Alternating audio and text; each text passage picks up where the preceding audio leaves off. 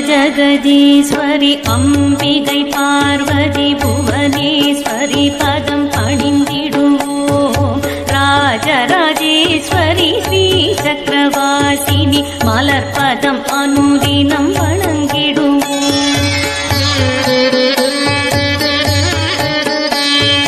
மங்கள பௌர்ணமி வெள்ளி கிழமையில் புன்னிலவாகனி ஜொலிப்பவளே ஜய ஜகதீஸ்வரி அம்பிகை பார்வதி புவனேஸ்வரி பதம் பணிந்திடுவோம். ராஜராஜேஸ்வரி ஸ்ரீ சக்கரவாசினி மலர்பதம் அனுதினம் வணங்கிடுவோம்.